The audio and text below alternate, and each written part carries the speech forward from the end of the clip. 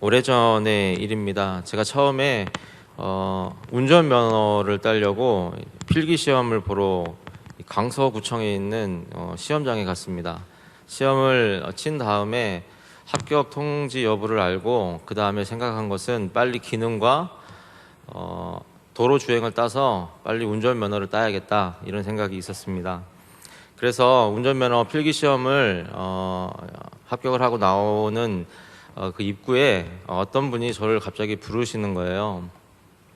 즐거운 마음으로, 가벼운 마음으로 나가고 있었는데 아무튼 어떤 아저씨 한 분이 저를 부르시더니 저 옆쪽으로 좀 이렇게 데려가시는 겁니다. 그래서 무슨 얘기를 하시는가 생각을 하면서 따라갔더니 이런 얘기를 하시는 거예요.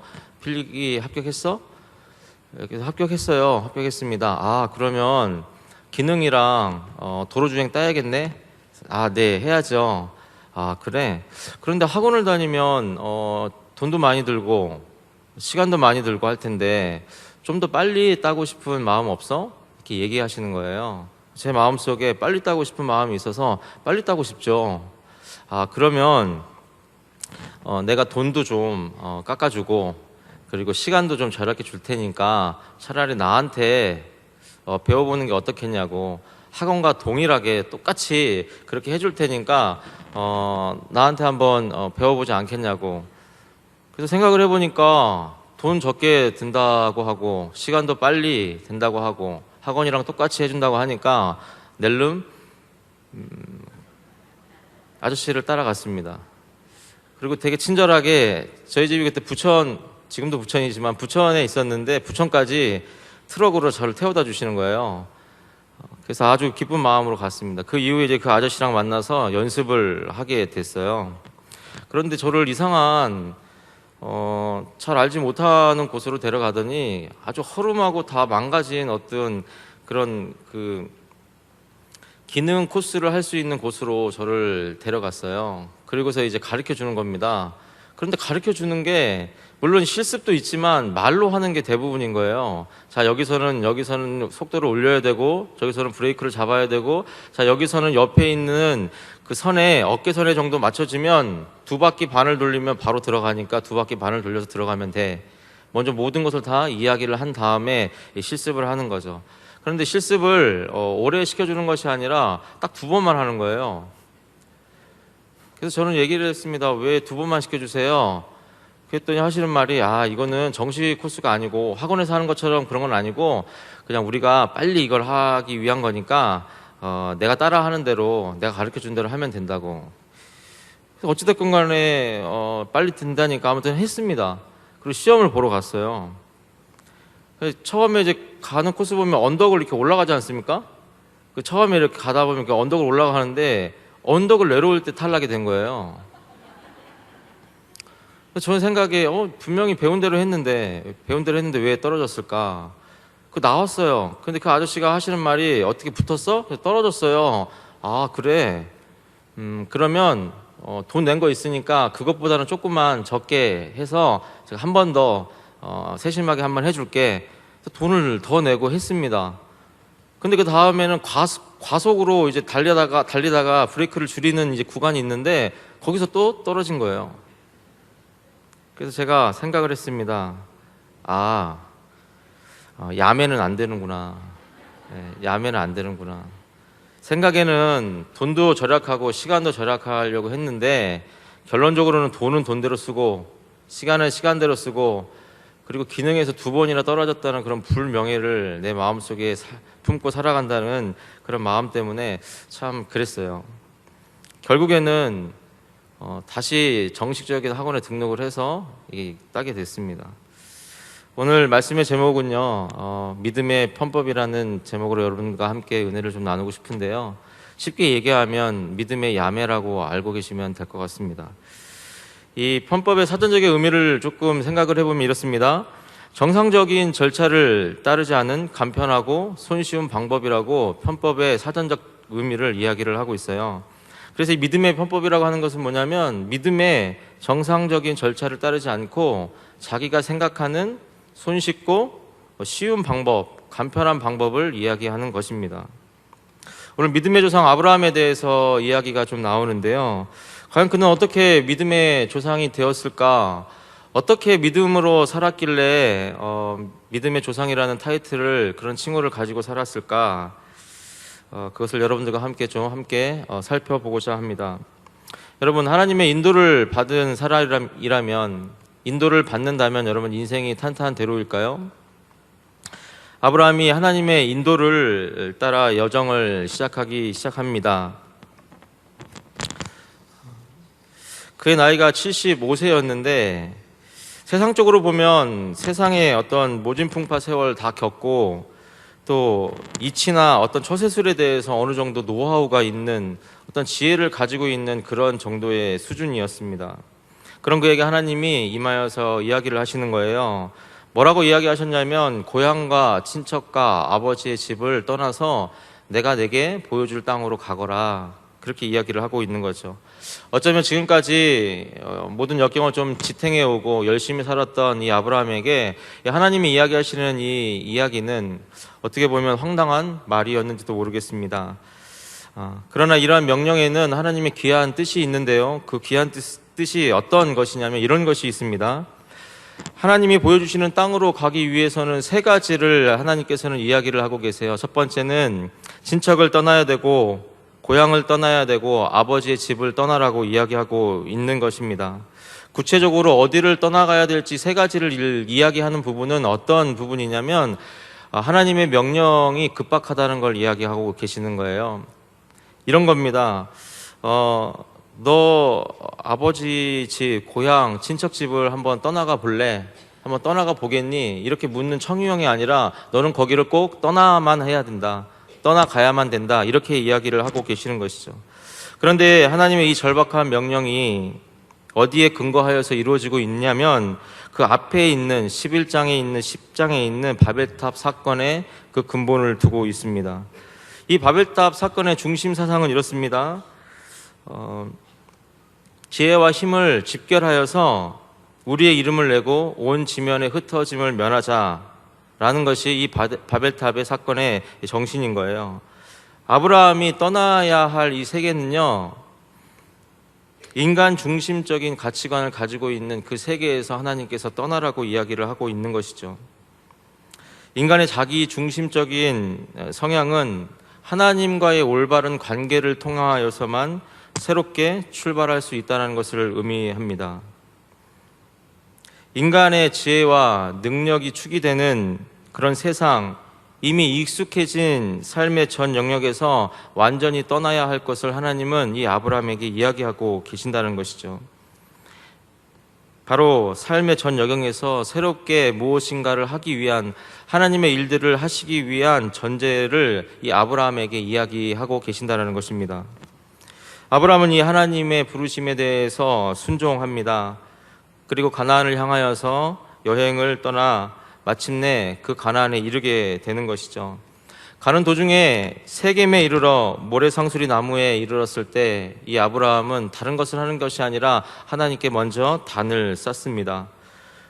또 베델 동편으로 산지를 옮겨서 장막을 쳤을 때도 그곳에 단을 쌓고 하나님께 예배를 드리는 것이죠.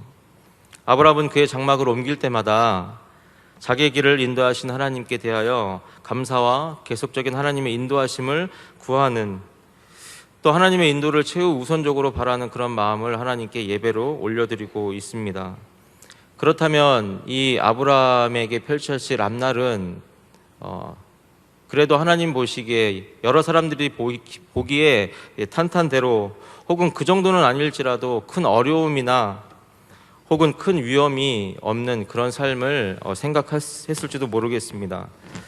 그런데 오늘 본문의 내용을 보면요, 이 아브라함은 가나안에 들어가자마자 문제에 직면을 하게 되는 겁니다. 어떤 문제를 만나게 되냐면 기근이라는 문제를 만나게 되는 것이죠. 그 기근이 너무 심해서 다른 곳으로 이주해 가야 할 만큼 심각한 상태를 맞이하게 된 것입니다. 아마 아브라함은 기대했던 것보다도 다른 문제에 부딪혀서 여러 생각을 했을 것 같아요. 하나님의 인도를 받아서 온 것이 진짜 맞는가? 내가 판단을 잘못한 것은 아닐까? 도대체 이런 상황들은 대체 무엇을 뜻하는 거지? 등등 아브라함이 온갖 여러 가지 생각들을 했을 것입니다. 그런데 사실 하나님의 인도를 받는다는 것은 삶의 어려움이나 삶의 고통이 사라지는 것을 의미하는 것이 아닙니다. 하나님의 인도를 받으면 무조건 잘 될 거라는 생각으로 삶을 살아간다면 그것은 하나님과 하나님의 인도하심에 대한 오해를 한 것입니다. 모든 사람에게 닥치는 기근을 동일하게 겪어야 되고요. 어쩌면 떠나기 전보다 더 어려워질 수 있는 환경에 처할 수도 있다라는 것이죠. 그러나 더 중요한 것은 뭐냐면 이러한 상황임에도 불구하고 하나님의 약속을 기억하는 것이 중요하다라는 것입니다. 사실 그렇습니다. 삶에 어려움이 생기면요, 사실 신앙의 본색이 드러나기 시작합니다. 신앙의 수준이 여과 없이 삶으로 나타나기 시작한다는 것이죠. 아브라함이 하나님 앞에 순종함으로 나아갔고 또 그 여정을 따라 갈 때에 하나님께 늘 감사하며 기도하며 예배하며 나아갔더니 아브라함이 이 삶의 환경 가운데의 어려움이 닥치자마자 보여준 그의 대응은 우리가 생각하는 믿음의 조상 아브라함의 대응책이 아니었습니다. 그가 보여준 대응은요, 하나님을 의지하는 것이 아니라 눈에 보기 쉽고 그리고 확실해 보이는 그런 해결책을 쫓는 것이었습니다. 기근이 와서 기근을 피해 식량이 있는 나라를 이동하는 것이었고요.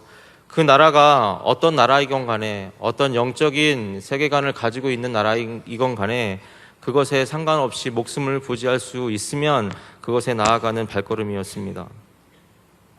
하나님께 묻거나 인도하심을 따르는 것이 아니라 자신의 판단과 보여지는 여건에 의해서 그의 삶이 따라가게 되는 것이죠.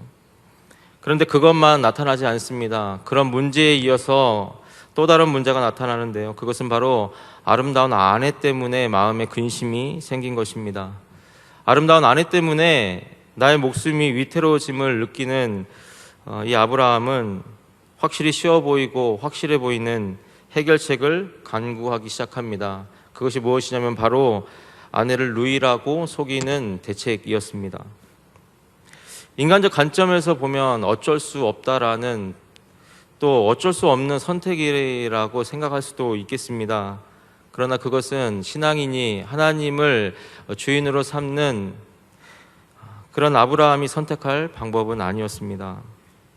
급박한 상황을 보니, 그런 생활을 보니 하나님의 약속을 망각하기 시작했고 하나님에 대한 신뢰가 무너졌기 때문에 더 이상 그의 삶 속에서 하나님이 보이지 않기 시작한 것입니다.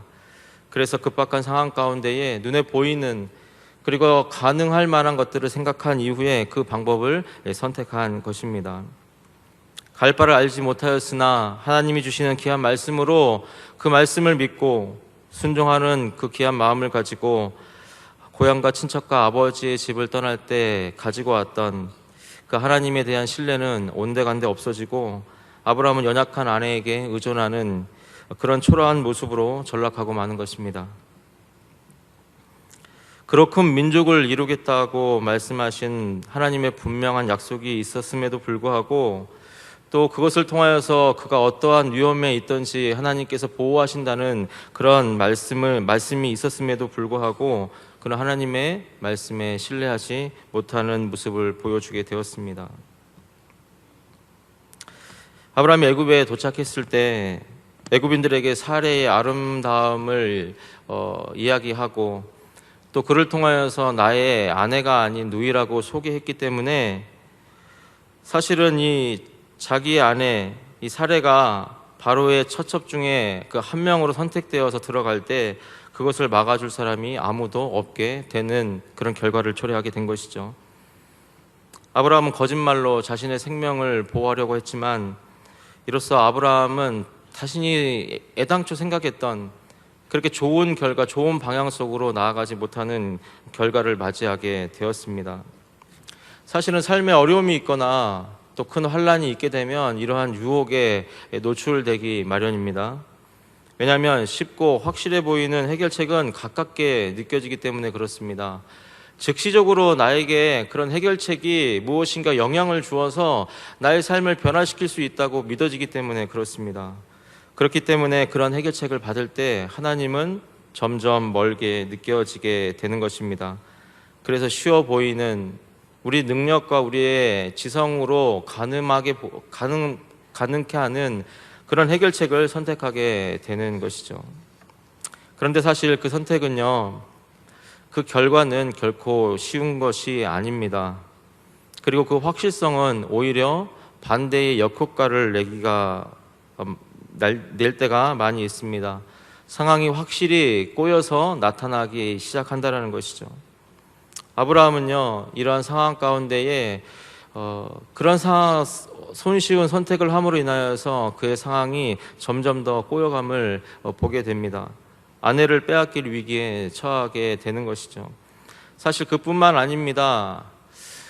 단지 자신의 목숨을 부지하는 그것에 대해서 그런 상황에 대해서 이 아브라함이 만족하는 것이 아니라 사실은 이러한 사건을 통하여서 아내와의 관계가 많이 틀어졌을 것입니다. 아마도 사례는 이 아브라함의 행동을 보고 많이 실망했을 거예요. 많이 마음이 상했을 겁니다. 목숨을 부지하기 위하여서 어쩔 수 없이 내린 결정이었음에도 불구하고 남편이 나를 다른 남자에게, 그것도 아내로 보낸다는 것, 아마 가는 도중에 처음 본 사람들에게 이끌려서 바로의 궁으로 들어가는 그 길이 참 많이 무섭고 떨리고 버려진 느낌이었을 것입니다. 온전히 부부 관계가 깨어지고 남편에 대한 신뢰가 바닥에 떨어졌을 것입니다. 어쩌면 지금까지 함께 온 부부 간의 그 생활이, 그 시간들이 한순간에 무의미해지는 그런 공허함을 경험했을 것입니다. 또한 바로의 입을 통하여서 하나님을 알지 못하는 이 바로의 입을 통하여서 이 아브라함은 수치를 당하게 되게 되는 것이죠. 여기에 나와 있지 않았지만 아마 이렇게 이야기했을 겁니다. 어디서 거지 같은 것이 굴러와서 거짓말이나 해가지고 내 인생을 망치려고 부인이 아닌 누이라고 속여서 나를 이렇게 대하느냐, 빨리 네 부인이나 데리고 꺼졌으면 좋겠다라는 마음을 가지고 아마 바로는 이 아브라함에게 이야기했을지도 모르겠습니다. 내 생각으로, 내 삶의 노하우로 신앙생활을 하게 되면 반드시 부작용이 있다라는 것입니다. 절박한 상황들은 이해하지만 내 남편이 나에게 이러한 상황들을 타개하려고 나를 만약에 다른 남자에게 보냈다라고 한다면 여러분 어떤 마음이 들었을까요? 그뿐만 아닙니다. 이러한 상황들을 아브라함과 사레만 안 것이 아니라 그와 함께 있던 가족들, 그리고 그와 함께 있던 종들이 그 모든 사실을 다 알고 있었을 것입니다. 가족과 종들은 그 모습을 보면서 어떤 생각을 하게 됐을까요? 그가 하나님을 찾고 하나님께 단을 쌓으며 예배했던 그 모습 가운데서 과연 이 모습을 보며 어떤 마음의 생각을 가지고 있었을까요? 아마 하나님에 대한 불신이 생겼을지도 모르겠습니다. 혹은 아브라함이 믿는 그 신, 하나님에 대한 그 믿음은 가짜였구나 라고 그런 생각도 했을지도 모르겠습니다. 그러나 성경을 보면요, 이 이후에도 아브라함은 계속해서 믿음의 순간, 결정을 해야 될 때마다 자신이 눈에 쉽게 보이는, 그리고 자신이 생각에 어떤 부분들이 가늠해지는 그런 선택을 계속하게 되고 있습니다. 우리 창세기 20장 1절에서 2절 말씀을 화면을 통해서 한번 같이 읽어보겠습니다. 시작.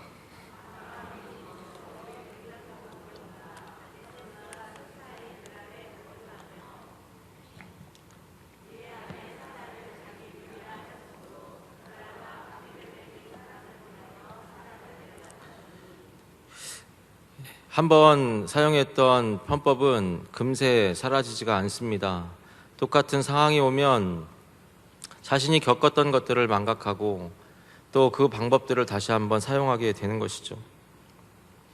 사실 우리도 그렇습니다.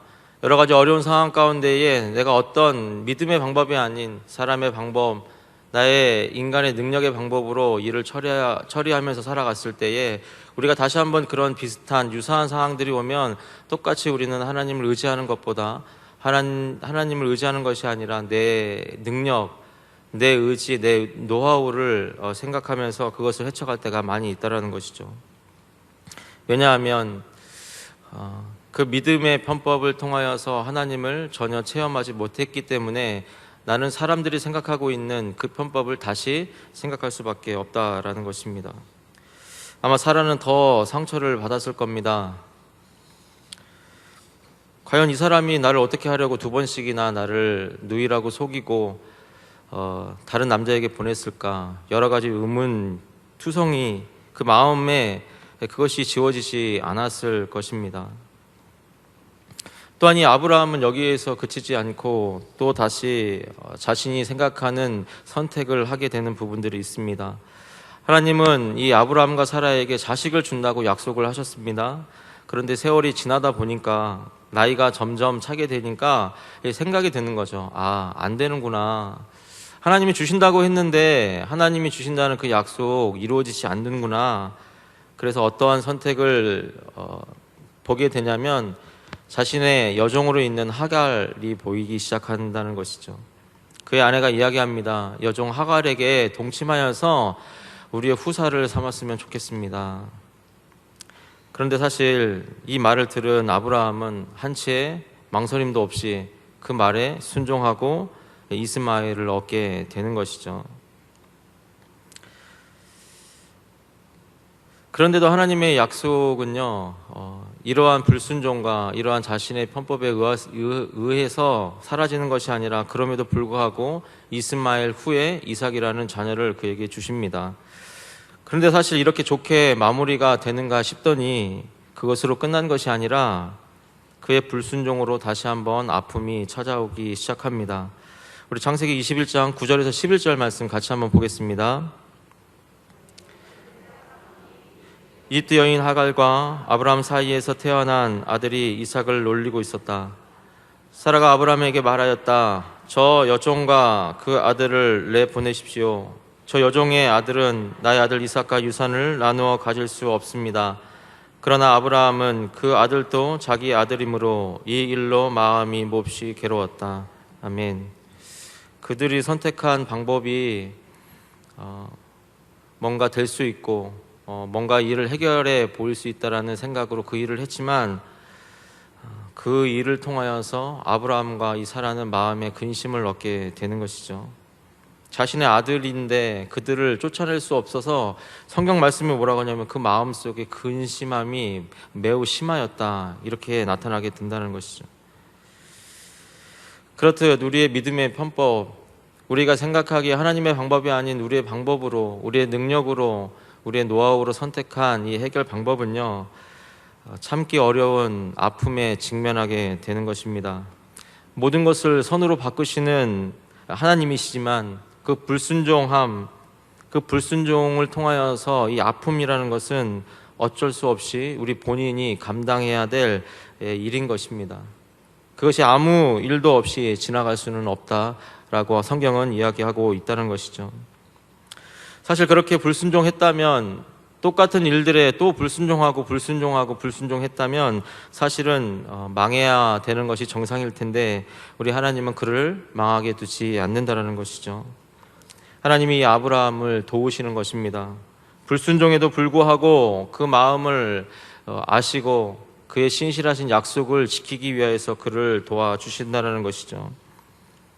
바로에게는 그 집안에 무서운 재앙을 내리셔서 그 재앙의 일로 사례를 구출하게 해주셨습니다. 또 아비멜렉은 꿈으로 나타나셔서 그의 잘못된 것들을 꾸짖으시고 그의 사례를 집으로 돌려보내시는 역사를 일으켜 주셨습니다. 불순종의 결과로 낳은 아들 이스마엘도 버리지 아니하시고 그를 지켜주시고 큰 민족을 이룰 수 있도록 하나님께서는 약속을 통하여서 그 일들을 이루셨다고 기록되고 있다는 것이죠. 그것을 통하여서 매우 근심되고 낙담하고 좌절하는 이 아브라함의 마음을 지켜주셨다는 것입니다. 하나님은 실수한 자기 백성, 자신의 자녀들은 결정적인 순간에 그들을 포기하지 아니하시고 끝까지 그들을 지켜주신다는 것을 이야기하고 있는 것입니다. 사실 만약 아브라함이 용기 있게 정도의 길을 걸었다면 그는 망하고 죽었을까요? 결코 아니었을 것입니다. 만약 정도의 방법, 하나님을 의지하고 하나님 앞에 간구하고 하나님의 도우심을 구하는 삶으로 살아갔다면 하나님은 아브라함을 더 즐거이 여기시며 그를 지켜주셨을 것입니다. 그의 가정을 지켜주셨고 그의 종들과 그의 관계된 모든 것들을 즐거이 지켜주셨을 것입니다.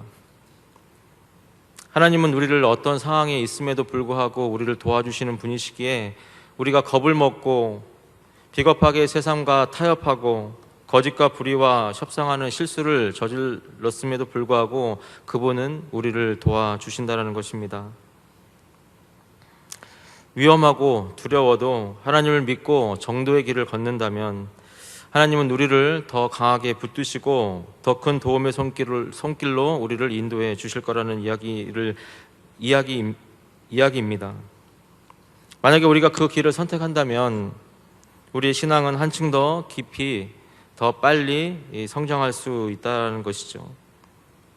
예전에 이 말씀을 준비하면서 예전에 제가 했던 제 방법대로 살아가려고 했고 제 의지대로 살아가려고 했던 그런 일들이 좀 생각이 났습니다. 예전에 교회를 개척을 하시고 개척교회를 섬기시던 부모님, 늘 경제적인 어려움 때문에 힘들었던 시간들, 그것을 보고 자란 저는 성인이 되고 나서 이런 결심을 하게 됩니다. 내가 돈을 벌어야겠구나. 내가 돈을 벌어서 부모님에게 도움이 됐으면 좋겠다. 이런 생각을 하게 됐습니다. 그래서 때가 되어서 이빨을 악물고 돈을 벌기 시작했습니다. 돈을 번 이유는 세 가지였습니다. 첫 번째는 저 푸른 초원 위에 그림 같은 예쁜 예배당을 하나 지었으면 좋겠다 생각했고요. 두 번째는 그 옆에 사랑하는 우리 어머니 아버지를 모시고 살아갈 수 있는 따뜻한 집이 있었으면 좋겠다. 세 번째는 늘 시장 다니시면서 100원에 50원에 안절부절 못하시는 어머니, 좀 큰 마트 가셔서 쓸 수 있도록 신용카드 하나 만들어서 현금 1,000만 원을 거기에 넣어놨으면 좋겠다. 그래서 내가 이 세 가지만 이룬다면 그때는 내가 정말로 하나님의 종으로 살아갈 수 그렇게 내가 헌신해야겠구나, 그런 생각을 하면서 돈을 벌었습니다. 여러분, 목적이 어떤가요? 좋죠. 예. 월세가 없는 집, 월세가 없는 교회, 그거를 이루어 드리고 싶었어요. 사실은 저를 위해서 뭔가 목적을 세운 것은 아니었습니다. 그래서 생각이 어떻게 들었냐면 좋은 목적이라고 생각이 들었어요. 그래서 돈을 벌기 시작했습니다. 밤새 동대문을 뛰어다니며 이것저것 조사를 하고 옷을 만들고 옷을 생각하고 이것저것 생각하면서 그렇게 열심히 살았습니다. 처음에는 하나님을 의지하는 마음 가지고 했습니다. 기도하면서 했습니다. 아무리 바빠도 새벽 성전에 나와서 새벽 제단을 쌓고 하나님께 기도하며 시작했습니다. 그리고 잘 되기도 했습니다. 그러나 어느새 하나님과의 교제가 점점 희미해져 갔습니다.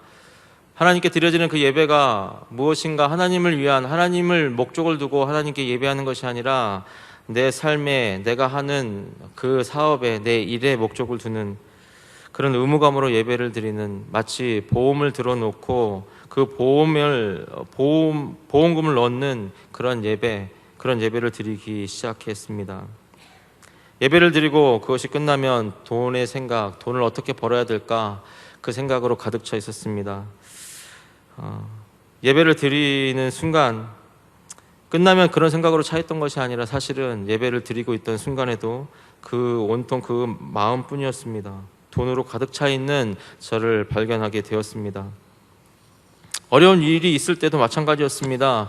하나님께 기도하고 하나님이 해결해 주실 것을 머리로는 알았지만 그렇게 하지 않았습니다. 그 부류에서 통하는 방법들이 있었기 때문에 그렇게 그것을 손쉽게 선택했고 또 그렇게 문제를 해결하면서 살았습니다. 불법인 줄 알면서도 돈이면 다 되는 세상, 그런 부분이 있었기 때문에 또 다시 문제가 생겨도 내 능력, 내 지식, 내 노하우를 가지고 그런 경험을 토대를 가지고 그렇게 하루하루를 지냈습니다. 그런데 사실 그렇게 지내는 동안 내가 처음에 목적으로 삼았던 그 세 가지가 점점 더 희미해져 가는 것이죠.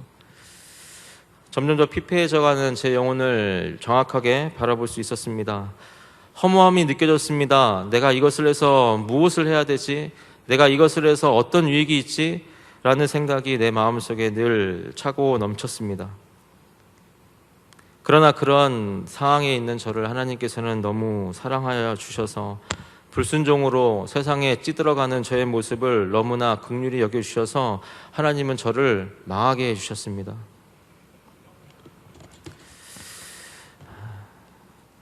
망하는 것도 참 한순간이었습니다. 예측하지 못하는 상황들이었습니다. 그런데 하나님은 저를 너무 사랑하셔서 그것을 자연스럽게 접게 해주시더라고요. 진짜 감사한 것은 마이너스로 접은 게 아니라 딱 제로에서 접게 해주셨습니다. 생각을 해봤습니다. 내가 그렇게 열심히 일했던 순간, 내 힘으로 무엇인가 해보려고 했던 순간들, 그러나 하나님께서는 저를 너무 사랑하셔서 하나님의 귀한 자녀로 하나님을 의지하는, 하나님께 삶을 맡기고 하나님의 그 인도하심을 따라 살기를 원하는 그런 자녀의 모습으로 제자리로 돌아오기를 원하셨더라고요. 그래서 그 제 자리로 돌아갔습니다. 그런데 사실 하나님께서 은혜를 주셔서 나의 불순종에도 불구하고 저를 자녀로 다시 삼아 주셨지만 그런 제자리로 돌아오기까지는 많은 아픔이 있었습니다. 많은 시간이 걸렸습니다. 많은 시간을 허비했습니다. 그래서 지금도 생각하면 후회가 됩니다. 차라리 내가 내 마음속으로, 내 의지 속으로 그런 거 하지 말고 그냥 하나님 말씀 따라서 하나님의 귀한 자녀로 살았으면 어땠을까, 그런 생각이 참 많이 들었습니다. 그 이후로 마음속에 생각합니다. 주님의 도우심을 가장 적극적으로 받을 수 있도록 나의 삶을 선택하고 싶은 그런 마음들이 내 마음속에 생겼습니다. 제가 실수했지만 하나님이 어쩔 수 없는 날 도우시는 방식, 그런 방식 말고 나는 위험함에도 그리고 위태함에도 불구하고 주의 길, 주의 오름을 선택하고 주님은 그 모습을 보시고 흔쾌히 즐거운 마음으로 나를 도우시는 그런 방식의 도움을 받는 그런 사람으로 살고 싶다라는 생각이 들었습니다. 그의 도우심 평생 누리기 위해서 위험과 어려움이 예상되더라도 손쉬어 보이고 또 예상이 되는 그런 선택의 길을 버리고 하나님이 원하시고 기뻐하시는 그 정도의 길을 간다면 하나님이 나의 삶을 통하여서 기뻐하시고 또 나의 삶을 통하여서, 우리의 삶을 통하여서 하나님께서 영광 받으시는 그런 존귀한 삶이 될 거라고 생각이 듭니다. 우리는 때로 실수할 수 있습니다. 의도하지 않은 불순종을 할 수도 있고요. 그러나 그것을 통해서 모든 것을 선하게 이끄시는 하나님을 결국에는 만나게 될 것입니다. 그것을 기대하며 우리는 어떻게 지내야 하냐면 적극적으로 믿음의 삶을 살 수 있도록 노력해야 될 것입니다. 우리같이 하나님을 믿는 사람이 적극적으로 산다는 것이 무엇이냐면 용감하게 주의 말씀을 하찮게 여기고 또 용감하게 그런 하찮게 여김을 알면서도 하나님이 나를 다시 인도해 줄 것이라는 그런 믿음으로 나아가는 그런 삶을 말하는 것이 아닙니다. 불순종인지 안다면 그것을 멈춰야 되는 것입니다. 결국 이루어지는 것은 나의 뜻, 나의 생각, 나의 계획이 이루어지는 것이 아니라 하나님 말씀과 하나님의 약속이라는 사실을 우리는 명심해야 될 것입니다. 그래서 우리가 가장 적극적으로 가져야 될 자세는요, 하나님의 말씀, 하나님의 약속을 되새기는 것입니다. 하나님의 말씀을 알아가고 하나님의 말씀을 읽고 연구하는, 무엇보다도 하나님의 말씀을 묵상하는 것에 우리의 우선순위를 둘 줄 아는 그런 삶, 그런 적극성을 우리의 삶 가운데 발휘해야 된다는 것입니다. 사실 우리는 말씀을 제법 오래 묵상했습니다. 이제는 억지로 매일 하나님의 말씀을 묵상하는 단계를 뛰어넘어서 말씀이 주는 생명력을 알고 있고 또 그 말씀의 생명력을 누리고 있기에 우리는 좀 더 기대하는 마음으로, 자발적인 마음으로 매일 하나님 말씀을 묵상하는 그 자리로 나아가게 됩니다. 당연히 원래부터 이러지 않았습니다. 원래는 묵상하다가 말기를 늘 반복했었고요. 묵상하기 싫어서 힘들 때도 많이 있었고요. 억지로 우리의 의지를 쳐서 복종시키는 마음으로 힘겹게 묵상의 자리로 나아갈 때도 참 많이 있었습니다. 그 모든 우여곡절을 겪었지만 감사하게도 말씀과의 씨름을 계속해온 것, 그것이 바로 하나님의 큰 섭리와 은혜가 아닌지 생각해 봅니다. 늘 불순종했지만 그럼에도 불구하고 하나님 앞에 붙어서 하나님의 말씀을 경청하기를 힘썼던 우리들, 그것이 우리의 삶을 돌아보면 그것이 참 잘했던 일이라고 생각이 드는 것입니다. 사실 다른 일에 있어서도 부끄러운 고백들이 참 많이 있습니다. 아브라함의 불순종의 비교조차 되지 않을 정도로 부끄러운 불순종들이 우리 삶 가운데는 군데군데 숨겨져 있는 것이죠. 그러나 아브라함을 통하여서 큰 위로를 얻습니다. 믿음의 조상이라는 이 아브라함이 처음부터 투철한 믿음을 가지고 살았다는 것이 아니었습니다.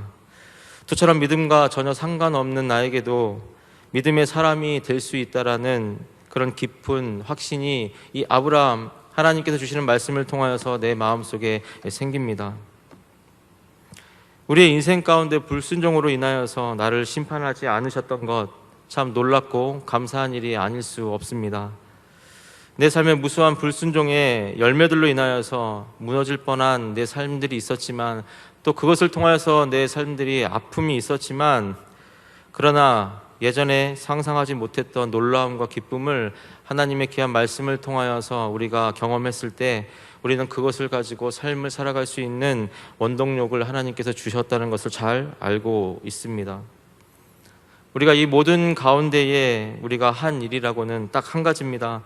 하나님의 말씀과 함께 여러 가지 우여곡절을 겪으면서 살아왔다는 것 뿐입니다.